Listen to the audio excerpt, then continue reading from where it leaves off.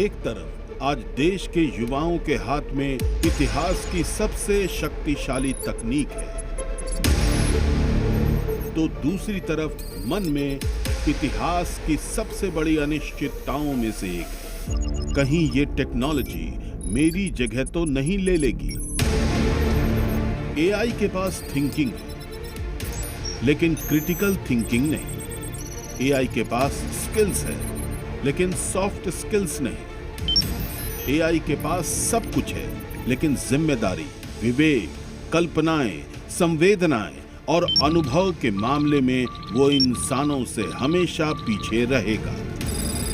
ऐसे में कैसे एआई के इस युग में मानवीय कौशल तय करेगा आपका भविष्य? आज सच के मन से समझाएंगे युवाओं के साथी doctor Subhash Chandra. Please welcome doctor Subhash Chandra.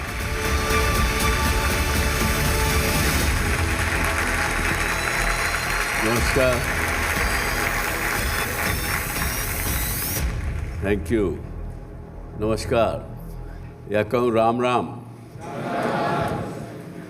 I am very happy to be in this institution, great institution which late Bhalla Sahab had started and Prashant ji is taking it forward.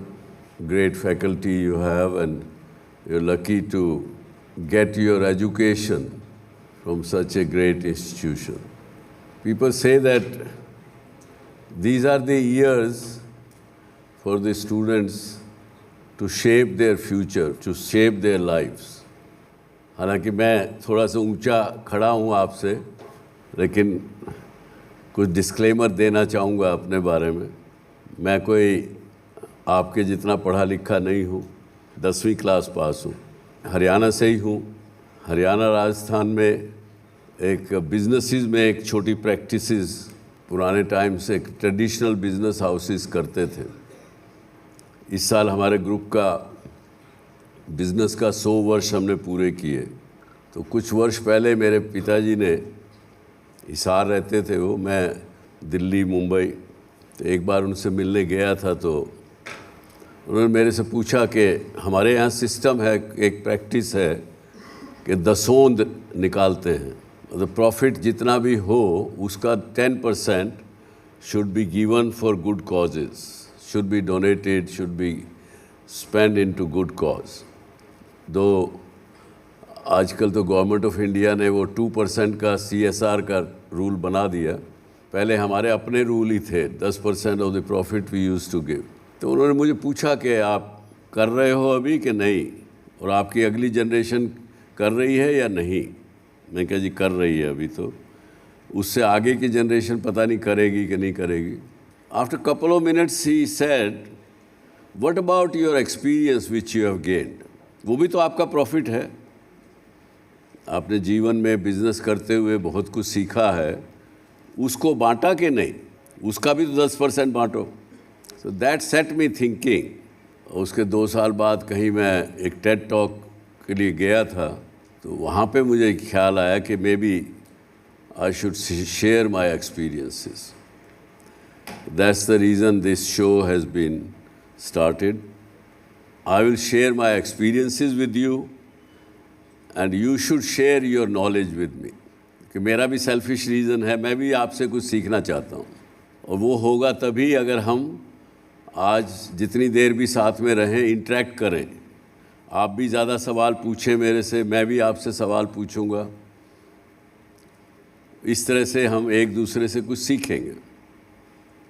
Is that okay? Yes, sir. Thank you. और आज के subject जो है वो भी इसी प्रकार का है कि in the age of artificial intelligence, is there a edge of the humans? Is humans have got any edge over AI, or AI is going to take over of us? कितने लोग आप में से आर्टिफिशियल इंटेलिजेंस यूज़ करते हैं? Almost 95% or 100%. That's great. anyone has got any experience or something which AI blown you out of your mind? कुछ ऐसा experience है किसी का? You would like to share with any one of you? So initially when I started using AI, तब नया ये था कि हम लोग को सिखाया जा रहा था AI यूज़ करना.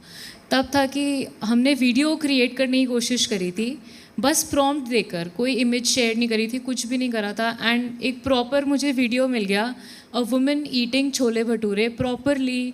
मैंने एक प्रॉपर सेटअप बताया कि एक रेस्टोरेंट में बैठे हुए एक मुझे महिला चाहिए जो छोले भटूरे खा रही हूँ. एंड एग्जैक्टली जैसा मैंने बोला, बिल्कुल ऐसे नहीं लगा कि AI से बनवाया. इट वाज टोटली लाइक किसी ह्यूमन ने शूट किया उसे.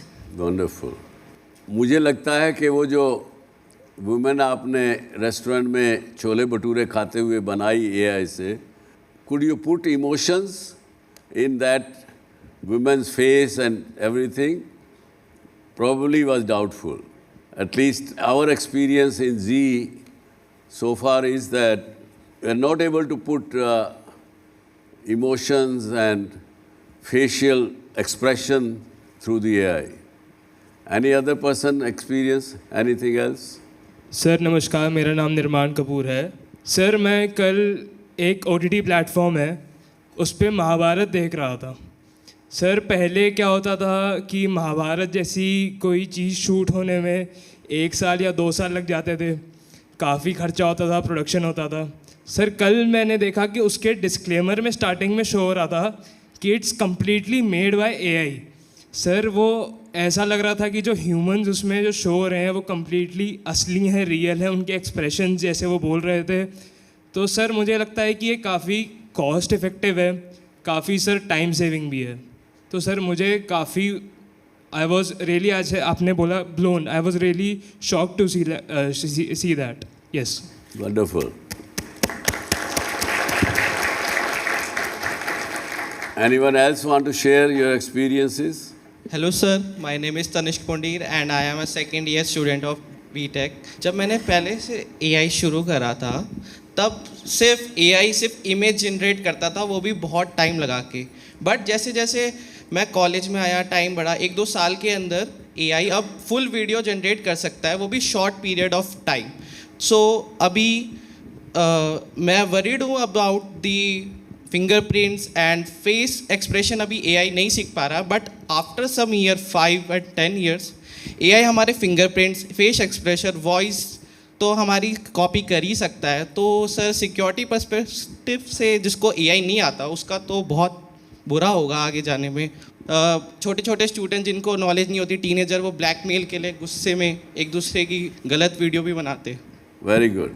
You have a very good valid concern of cyber security or cyber fraud has been in a way graduated to the AI frauds. And that's a real issue and lots of governments and lot of people are talking about it. And I'm sure some protocols will be put in place to check this kind of activity. एक time था जिसके पास ज़्यादा information है वो ज़्यादा successful है, ऐसा हम लोग मानते थे. और जितना नॉलेज उस इन्फॉर्मेशन से आप गैदर कर सकते हो, information and knowledge both are tools for getting successful और becoming successful no matter what you are doing. But today, that information and the knowledge is available to all of us through artificial intelligence. Lot of people meet me, they say, हमको चिंता है कि हमारी job आगे हमको रहेगी कि नहीं रहेगी. टीचर्स, प्रोफेसर्स, जैसे हमारी क्या ज़रूरत रहेगी. Artificial intelligence and you make a video of some nice impressive professor, male or female, and they can teach you. Doctors are worried that artificial intelligence can do the diagnostics. आप में से कितने लोगों को चिंता है artificial intelligence would be impacting your future in a negative way? Okay, many of you. Yeah. Would you like to say what comes to your mind? Yeah. Sir मेरा नाम अर्जुन है। मैं बीटेक CSE/ML के स्टूडेंट हूँ, second year में। Sir जैसे अभी बहुत सारे ले ऑफ्स हुए हैं बड़ी कंपनीज MNCs में, तो AI ऑलरेडी हमसे बेटर और फास्टर कोड लिख सकता है। तो मेरा क्वेश्चन ये है कि क्या हमें कोडिंग फंडामेंटल्स पे ज़्यादा ध्यान देना चाहिए या फिर AI को एफिशिएंटली यूज़ करने में ज़्यादा ध्यान देना चाहिए in near future? I understand your concern whether the coding, your focus should be on learning proper coding or you should ask proper questioning to AI. लेकिन उसमें जो लोग experts हैं आज हमारे बीच में, let me request him to come on the stage. Before I invite him, I would give little bit introduction of him. I have with us Dr. Utpal Chakravarti. He is called as AI Champion of India और AI Guru of India. Gartner के AI ambassador भी रह चुके हैं। Doctor चक्रवर्ती ने दुनिया के 40 से ज़्यादा देशों में 800 से ज़्यादा सेशंस और ग्लोबल फोरम्स में AI पर अपनी बात रखी है।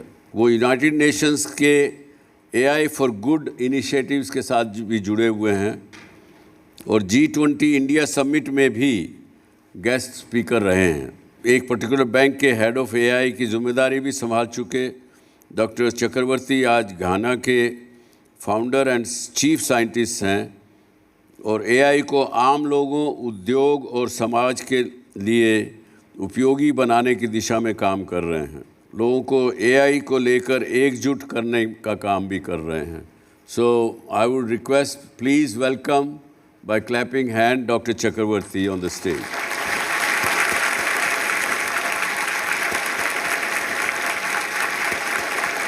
Thank you, Welcome, sir. Thank you, sir. Welcome. Dr. Chakravarti, Yes.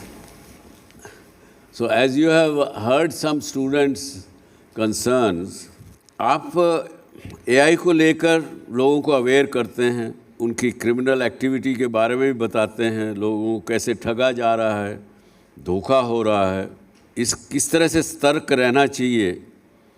क्योंकि जो मेरे दर्शक टीवी देख रहे हैं वो 40-50 उम्र के भी हैं, AI चलाना भी नहीं जानते, लेकिन AI की मदद से क्राइम करने वालों का शिकार आसानी से बन सकते हैं। तो आप क्या कहेंगे उनके लिए, क्या राय देंगे? First of all, thank you so much, sir, for inviting me to this forum. So, AI जो हम लोग देखते हैं, मैं थोड़ा सा सर का क्वेश्चन को आंसर करने से पहले AI एक्चुअली है क्या, बहुत जी प्लीज़, हाँ जी, please, it'll be very nice to really understand what it is. Sure sir ji, so AI जो आया है वो मेनली ह्यूमन ब्रेन जो है इसको मिमिक करने के लिए AI का रिसर्च लेट 50s 60s से चलते आ रहा है। तो AI इतना नया नहीं है, बट जो सक्सेस मिला है वो करीबन 2 दशक या 3 दशक पहले मिला है। तो ह्यूमन ब्रेन को अगर मिमिक करने का हम लोग बात करते हैं, कैसे है, जैसे कि मेरा विजुअल सिस्टम अगर मैं देखता हूँ, मैं किसी भी आदमी को या ऑब्जेक्ट को जब भी देखता हूँ, क्या होता है, उसका लाइट रेज जो है मेरे आँखों के अंदर आता है, रेटिना के थ्रू से जाता है, जाके क्या करता है, एक हमारा ब्रेन का हिस्सा है जिसको विजुअल कॉर्टेक्स बोलते हैं, उसमें पढ़ते हैं। उसमें जब विजुअल कॉर्टेक्स में लाइट रेज जाते हैं तो विजुअल कॉर्टेक्स का काम क्या है, वो लाइट रेज को कन्वर्ट करके इलेक्ट्रिकल सिग्नल्स में कन्वर्ट करते हैं। और उसके बाद ये जो रेस है जाके हमारे ब्रेन के अंदर 100 बिलियन न्यूरॉन्स है। एक एडल्ट ब्रेन के अंदर 100 बिलियन न्यूरॉन्स है और ये सब न्यूरॉन जो है कोई एक स्पेशल टाइप ऑफ सेल्स है that starts happening with in the neuron, जो कि न्यूरॉन का पोटेंशियल डिफरेंस बढ़ाते हैं। तो बढ़ाते एक ऐसा लेवल पे लेके जाते हैं कि वो इलेक्ट्रिकल सिग्नल को होल्ड नहीं कर सकता है, वो क्या करता है, उसको फायर कर देता है नेक्स्ट न्यूरॉन तक के। तो ऐसा करके जो इन्फॉर्मेशन वो लाइट रेस लेके आया उसको प्रोसेस करते हैं ये 100 बिलियन न्यूरॉन्स जो लेयर आफ्टर लेयर ऐसा अरेंज्ड है और एक डिसीजन मेकिंग लेयर में जाते हैं, जिसमें क्या होता है, मैं जो आदमी को या जो ऑब्जेक्ट को देख रहा हूँ उसका एक एब्स्ट्रैक्ट इमेज जो है उधर जाके बनता है। और ये जब बनता है तो उसको पता चलता है कि ये एब्स्ट्रैक्ट कुछ चीज़ें हैं, लेकिन उसको पता नहीं चलता कि वो है क्या एक्चुअली, उसका नाम क्या है। तो एक मैं बहुत साधारण सा एग्जांपल देता हूँ सर, कि एक बच्चा उसके पिताजी के साथ बाहर गया और वो ज़िंदगी में पहली बार एक हाथी को देखा। तो ये जो फेनोमेना है पूरा का पूरा ऐसा ही ये फेनोमेना उसके दिमाग में होता है और एक एब्स्ट्रैक्ट इमेज बनता है, लेकिन उसको पता नहीं चलता है कि ये क्या है।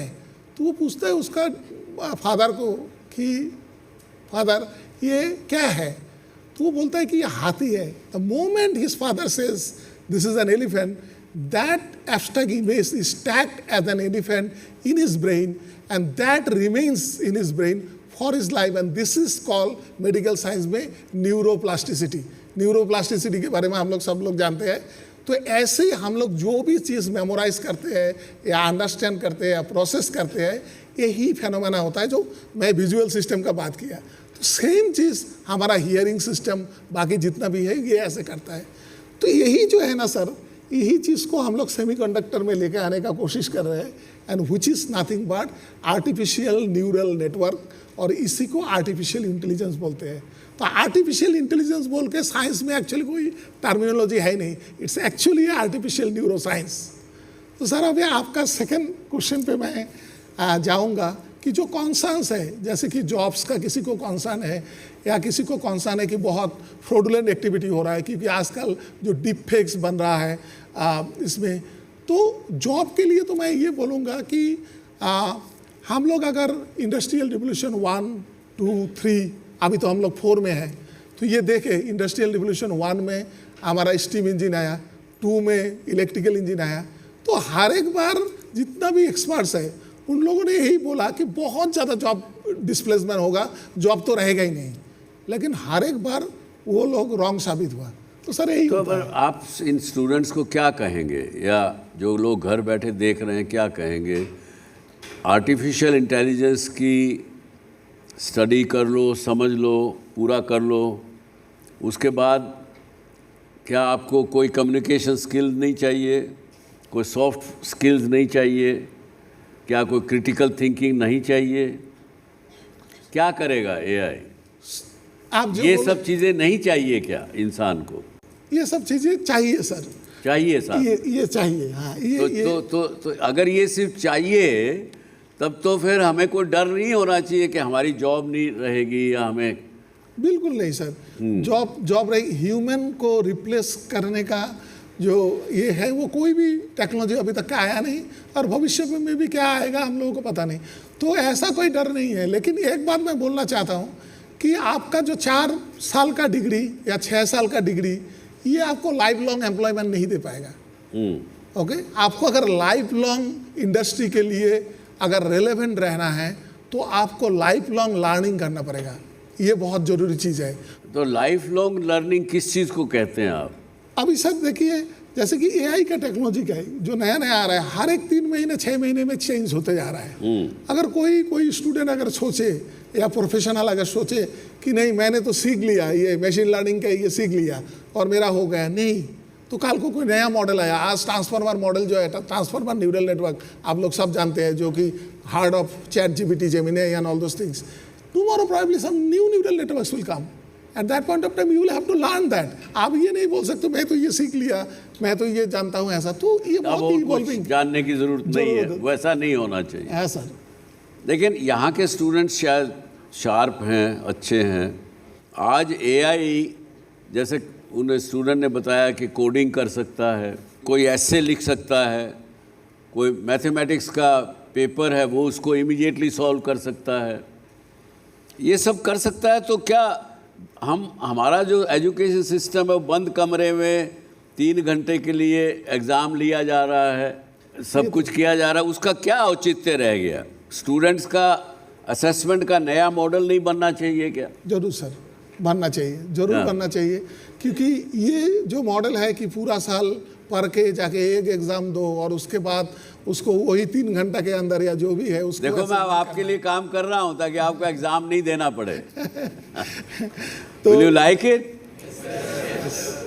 देखिए तो ये तो जरूर होना चाहिए। Practical learning is very very important. Industry specific learning is very very important, because if you don't know how industry works, तो इधर आप टॉय प्रोजेक्ट कितना भी बना लो, okay, don't get me wrong, okay, normally in colleges and universities we build toy projects, इसको हम लोग टॉय प्रोजेक्ट बोलते हैं।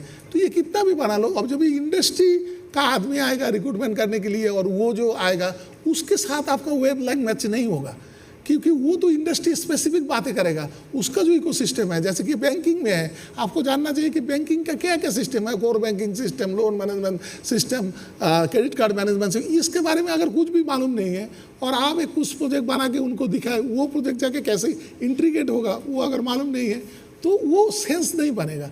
तो डेफिनेटली सर आपका जो क्वेश्चन है वैलिड है। एजुकेशन सिस्टम, एग्जामिनेशन सिस्टम दोनों में ड्रास्टिक चेंजेस करने का हमारा ज़रूरी है, और वो बहुत जल्दी, नहीं तो हम ये बात भी मिस कर देंगे, ये बात भी मिस कर जाएंगे। लेकिन सर ये तो ठीक है, स्टूडेंट साइंस, मैथमेटिक्स, बड़ी जो स्किल्स हैं वो सीख रहे हैं, उसके लिए पढ़ाई आवश्यक है। लेकिन हमारा जो फील्ड है मीडिया का, एंटरटेनमेंट का, उसको मैं आर्ट फील्ड कहूँगा। आर्ट, आज एआई आर्ट भी बनाने लग गया, पेंटिंग भी बनाने लग गया, म्यूज़िक, कविताएं लिख रहा है, फिल्म, जैसे उन्होंने कहा फिल्में बना रहा है, हम प्रॉम्प्ट डाल देते हैं वैसे वो वीडियो ही बना रहा है। फॉर एग्ज़ाम्पल, मैं हमेशा कहता हूँ कि अगर ज़िंदगी में कामयाब होना है किसी भी फील्ड में, चाहे पढ़ाई में, चाहे किसी भी चीज़ में, तो try to live in the present. Present में रहोगे तो बहुत कामयाब होगे। और साथ में ये भी कहता था कि ये कोई साइंस नहीं है कि जो सीखी जा सकती है। प्रेजेंट में रहना है तो ये आर्ट है, इसको प्रैक्टिस करते रहना पड़ेगा, तब आप उसको आर्ट को सीख पाएंगे, प्रेजेंट में रहना पॉसिबल होगा आपको। लेकिन अब तो आर्ट भी जो है वो साइंस और उसमें आर्ट में कोई फ़र्क नहीं रहा। जितनी हम लोगों ने लर्निंग सदियों से, सैकड़ों, हज़ारों वर्षों से हमको सीखने को मिली, वो सब बेकार हो गई क्या? नहीं सर, बिल्कुल बिल्कुल बेकार नहीं गई, क्योंकि आर्ट्स जो है, अभी जो पेंटर्स, बहुत पेंटर्स ने पहले हड़ताल करके भी बैठ गए थे कि मतलब हमारा पेंटिंग्स, ये कॉपीराइट किसका होगा, क्योंकि ये जो पेंटिंग एआई ने बना रहा है ये तो मेरे से चुरा के बना रहा है, मतलब मेरा पेंटिंग का ही इंस्पायरेशन लेके वही इंस्पायरेशन से बना रहा है। तो ये थोड़ा सा जो है, जो आर्ट्स का और क्रिएटिविटी का जो डेफिनेशन है, मेरे ख्याल से ये डेफिनेशन भी चेंज होते जाएगा। क्योंकि हम लोग जो क्रिएटिविटी का डेफिनेशन पहले बोलते थे, मेरे ख्याल से in the age of technology, in the age of AI, the definition of creativity will change. For example मैं एक देता हूँ, मैं हाथ से एक पेंट बना सकता हूँ, ये तो एक बहुत बड़ी मतलब एक कलाकारी है, बट अलॉन्ग विद दैट मैं अगर कोई प्रॉम्प्ट देके, उसको मल्टीपल प्रॉम्प्ट देके, उसको फाइन ट्यून करके करके करके करके एक मैं पेंट बना सकता हूँ। मेरा इमेजिनेशन को अगर मैं लेके आ सकता हूँ एआई को इस्तेमाल करके, वो भी एक क्रिएटिविटी है। तो definition of creativity is going to get change. The way to become remain creative, that thing will change. That thing will change sir. बताइए, आपका कोई सवाल डॉक्टर चक्रवर्ती से? I am sure lot of questions you have. चलिए बताइए। मेरा नाम वान्या सहगल है, मैं बीटेक ईसीई की सेकेंड ईयर की स्टूडेंट हूँ, और मेरा एक क्वेश्चन है कि अगर एआई हमें सारे आंसर्स विद इन सेकेंड्स दे देता है, तो मैं ये कैसे डिसाइड करूँ कि मैं अपनी रिसर्च खुद करूँ या मैं ब्लाइंडली एआई पे ट्रस्ट कर लूँ? ब्लाइंडली तो ट्रस्ट नहीं करना है, क्योंकि आप जानते हो एआई का ये प्रोबेबिलिस्टिक मॉडल है।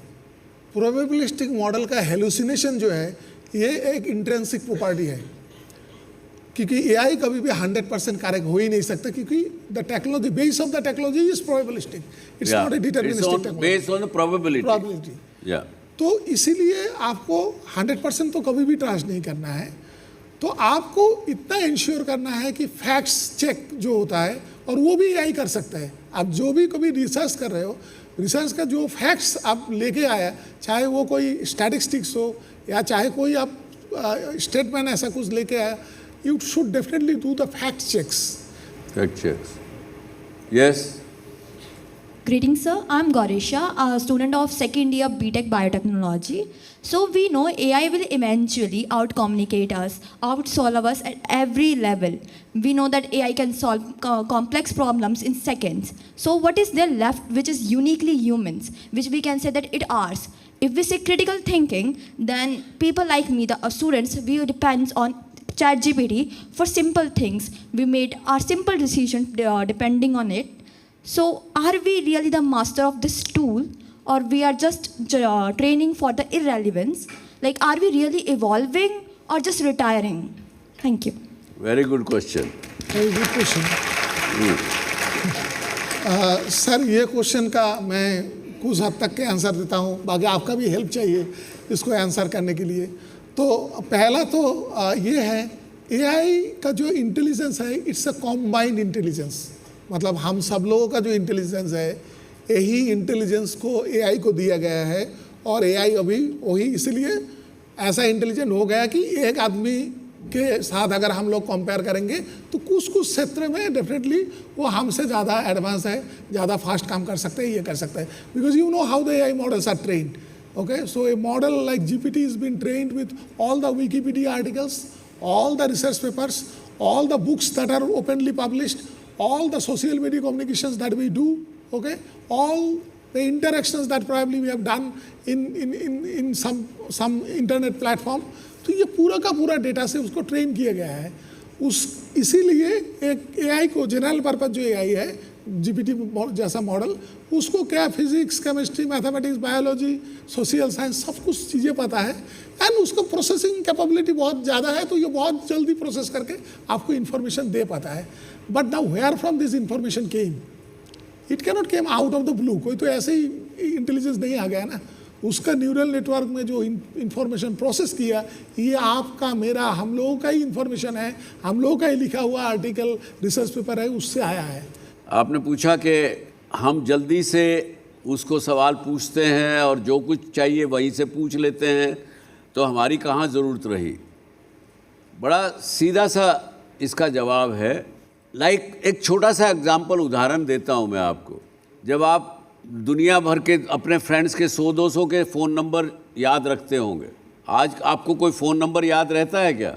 अपनी मम्मी का भी फ़ोन नंबर शायद याद नहीं रहता, वो भी क्योंकि आपने प्रेस फ़ोन में बचा के रखा हुआ है, सेव करके रखा हुआ है मम्मी करके, तो वो आप लेते हो और उसको प्रेस कर देते हो। तो इसी तरह से अगर आप उसका डिपेंडेंट होते चले जाएंगे एआई के, हम हर चीज़ में छोटा सा भी कोई समस्या आई, चलो उससे चैट जीपीटी से पूछते हैं, कुछ आया क्लाउड से पूछते हैं। आपने अपना दिमाग का इस्तेमाल करना ही बंद कर दिया, अपने आप प्रॉब्लम सॉल्व करने का प्रयास ही नहीं किया, उसके बिना प्रयास किए ही आप अपना एआई के पास चले गए। तो धीरे धीरे आपके जो ब्रेन के सेल्स, जो आज जैसा डॉक्टर चक्रवर्ती ने बताया कि बिलियंस ऑफ सेल्स हमारे यहाँ पे हैं न्यूरॉन्स के रूप में, वो सेल धीरे धीरे मरते चले जाएंगे, वो इनफेक्टिव होते चले जाएंगे और आपका सोचने की शक्ति भी ख़त्म हो जाएगी। तो इसलिए मैं यही कहूँगा कि आप कभी भी इन मशीनों पर, इन एआई वगैरह पर इतना निर्भर मत होइए। जैसे ये नहीं है, उतना क्रिटिकल थिंकिंग, अपना दिमाग इस्तेमाल करिए, तो आपको कभी भी कोई इसका अधीन नहीं होना पड़ेगा। यस, मैं भूमिका हूँ and I am a student of clinical psychology. I wanted to ask कि अगर एआई फ्यूचर में क्लिनिकल रिपोर्ट्स और डायग्नोसिस को डॉक्टर्स और ह्यूमन से बेटर कर दे, तो what skill set should we the students of health and science focus on in order to stay relevant in the field? AI will never be able to give empathy to the patient, will never be able to hold her hand or talk to her. You are looking good, my dear. Why do you feel that you are sick? अभी ठीक हो जाओगे आप। ये AI कभी नहीं कहेगा उसको, पेशेंट को। आधी बीमारी ठीक उससे होती है, एम्पैथी से, प्यार से बात करने से। वो AI कभी नहीं जानता, उसको इमोशंस नहीं है। तो ये आपको जो डर लग रहा है कि मुझे डॉक्टर बनने में फ़ायदा ही नहीं है क्योंकि AI will be able to do better diagnostic, करे, लेकिन आपकी जो ह्यूमन स्किल्स हैं उसको आप जोड़ करके, उस नॉलेज को ले करके करोगे तो you will excel being as a doctor, unless you want to say add something. Yes, so AI will always act as a second pair of eyes for the doctors. It can never replace a doctor. अभी clinical pathology जो है, इसके अंदर बहुत काम हो रहा है AI का, AI can detect cancer better than A doctor, क्योंकि वो बहुत अर्ली स्टेज में कर सकता है। रेटिनोपैथी ये वो, इवन कि आपका whether you are going to get some kind of a cardiac element और नॉट, वो अर्ली बोल सकता है बॉडी का पैरामीटर लेके। लेकिन उसमें हर एक जगह में क्या है, देयर इज़ ए कैवियट, और वो कैवियट क्या है, these are all just a suggestion to the doctor. Doctor will finally take the decision, क्योंकि AI अभी भी ऐसा कॉम्बाइंड इंटेलिजेंस आया नहीं उसको कि खाली AI के ऊपर भरोसा करके कम्प्लीटली एक मतलब मैं सर्जरी कर दूँ या कुछ कर दूँ। सर जो स्टूडेंट्स के क्वेश्चन थे उसी में मैं ऐड कर रहा हूँ। बच्चों को जब ये पता लगना हो कि क्या ठीक है क्या गलत है और AI उसका आंसर नहीं दे पा रहा, so there comes the role of education institutions. अब एजुकेशन इंस्टीट्यूशंस का भी रोल चेंज हो गया है, क्योंकि इन्फॉर्मेशन सोर्सेज बहुत अवेलेबल है स्टूडेंट्स को, लेकिन उसका वैलिडेशन कि क्या ठीक है क्या गलत है वो एजुकेशन इंस्टीट्यूशन का बिल्कुल सही प्लेटफॉर्म है। NEP 2020 भी यही कहता है। और हम आजकल जो स्टूडेंट्स को पढ़ा रहे हैं, हम किसी पर्टिकुलर टेक्नोलॉजी या पर्टिकुलर कंपनी के लिए बच्चे तैयार नहीं कर रहे। जैसा ने कहा क्रिटिकल थिंकिंग, इमोशंस, ये तो हम क्लास में पढ़ा ही रहे हैं, लेकिन हम उनको पढ़ाते हैं डिस्ट्रप्टिव टेक्नोलॉजी, कि आने वाले टाइम में फ्यूचर में 5 साल बाद 10 साल बाद कौन सी नई टेक्नोलॉजी आएगी, क्या हमें दोबारा से करना पड़ेगा। तो डिस्ट्रप्टिव टेक्नोलॉजी वही आपको तैयार करता है कि कोई भी टेक्नोलॉजी में चेंज होगा तो आप उसको कैसे अडॉप्ट कर सको, कैसे आप सीख सको। Thank you, sir. Thank you. Very good. So, Dr. Saab, you have seen all the questions, most of it. Yes. And despite Professor Saab telling that they are giving futuristic knowledge and other things, but still our brain is, in today's AI-centric world, is all going towards problems, negativity. Is this kind of AI or other technology, can it give us, change us towards solution orientation or no? जरूर sir. उसके लिए क्या करना पड़ेगा हमको, so that these negativity goes away and we become solution oriented society? मेरे ख्याल से सर, मेरे ख्याल से सबसे और ये मैं हर एक जगह बोलता हूँ कि AI को कभी भी अपना कंपटीशन मत सोचिए, ये है नहीं। AI एक टूल है। AI is like your calculator. आप जब भी कैलकुलेटर नहीं थे, आप हाथ से गिनते थे, कैलकुलेटर आ गया तो एक कैलकुलेटर से करते हैं। The only difference is now the machine has got the cognitive ability. तो इसीलिए आपको डर पैदा कर रहा है, क्योंकि आपका जो USP है, यूनिक सेलिंग पॉइंट, ओके, जो कि आपका कॉग्निटिव एबिलिटी है, वो मशीन में थोड़ा थोड़ा आ गया है, but it's not a danger. तो उसको नेगेटिवली मत सोचिए। ये कोई भी टेक्नोलॉजी जब ये आता है, ये डबल एज सोर्ड है। डबल एज सोर्ड कैसे होता है, इधर से भी काट सकता है, इधर से भी काट सकता है। कोई भी technology, let's take the example of nuclear जितना डेवास्टेटिंग कैपेबिलिटी है, उतना ही वो ह्यूमन रेस को आगे लेने के जाने का भी कैपेबिलिटी है। All cancer treatments are done by radiation and all other things, right, and many other this thing. हमारा एनर्जी रिक्वायरमेंट जो है वो न्यूक्लियर रिएक्टर से आता है। Thank you very much, Dr. Saab. Thank you very much for coming.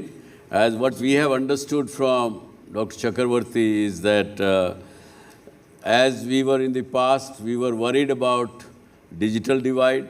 At one time, they were also thinking कि बहुत से लोगों को कंप्यूटर में भी एक्सेस नहीं था, एक ज़माना था। Then came the internet divide. Then उसके बाद हो गया कि कनेक्टिविटी किसके पास है, ब्रॉडबैंड है कि नहीं है, वो हो गया। Next, that was the next divide. And as I have understood from you that next divide would be very subtle probably, and who knows how to think with AI. Probably what I understood from you that it requires far more than prompt engineering. Yes. Thank you very much for spending your time today. Thank you, sir. Thank We're you so really much. grateful to you. Thank you very much.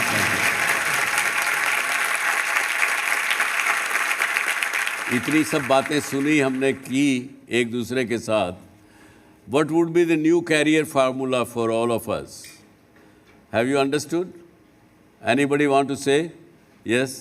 Sir मैं आकाश Rawat BTech AI/ML में हूँ, second year. तो फिर मैं AI generation के अंदर पैदा होने के लिए काफ़ी ज़्यादा खुश हूँ और काफ़ी बढ़िया मानता हूँ इसे। मैं मतलब AI का इस्तेमाल करके प्रोजेक्ट्स भी बना रखे हैं, जैसे कि एंटरटेनमेंट रिकमेंडेशन सिस्टम। तो फिर मुझे ये पूछना था, हम किस लिमिट तक AI का इस्तेमाल कर सकते हैं? There is no limit, not to my mind that there is any limit for use of AI. और जितना ज़्यादा गहराई में डीप में जाएंगे उतना ज़्यादा आप नॉलेजेबल होंगे, इसमें कोई दो राय नहीं है. बट लेकिन उसकी भी लिमिटेशन है ultimately, because they are still working with the public available information. अगर आप कोई चीज़ सीखना चाहते हैं जो मेरे पास मेरी प्रोप्राइटरी है और मैंने उसको पब्लिकली शेयर नहीं किया है, तो आपको एआई नहीं बता पाएगा. उसके लिए आपको अपनी कॉग्निटिव पावर्स यूज़ करनी पड़ेगी, आपको पढ़ाई भी करनी पड़ेगी, आपको और चीज़ें प्रोफेसर से टीचर से समझना पड़ेगा.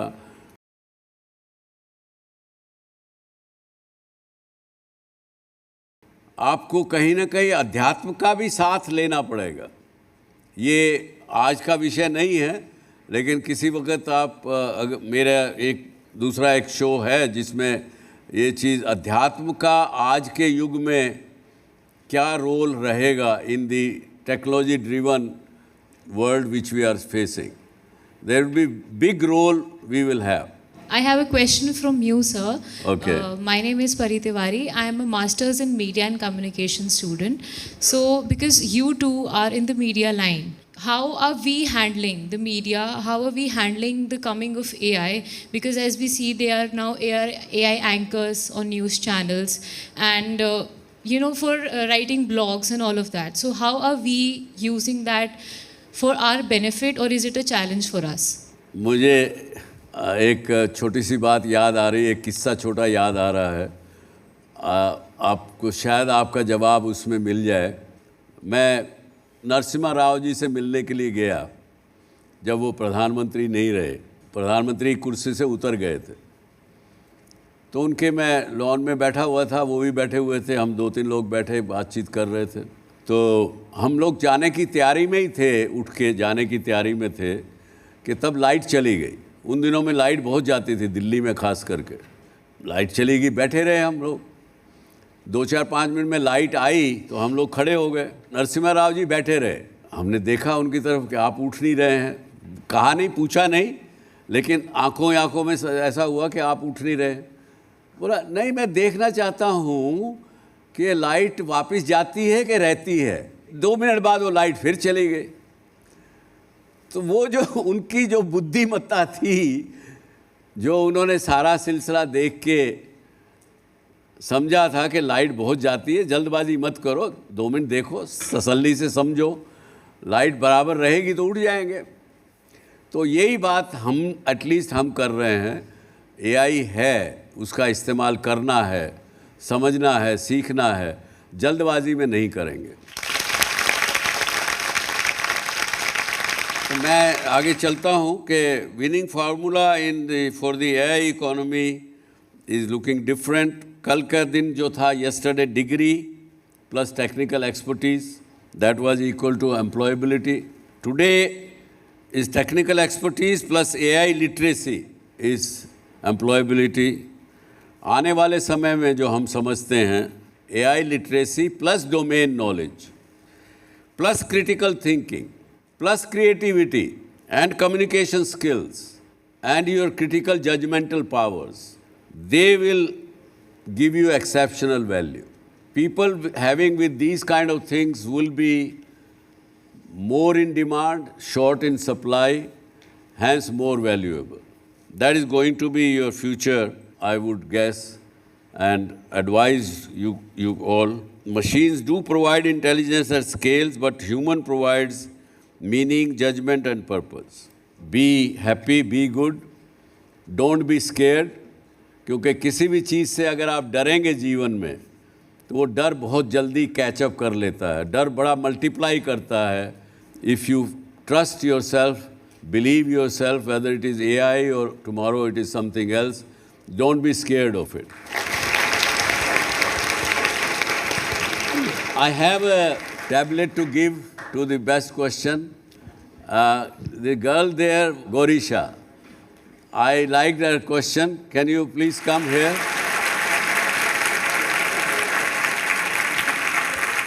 Just repeat your question for everybody.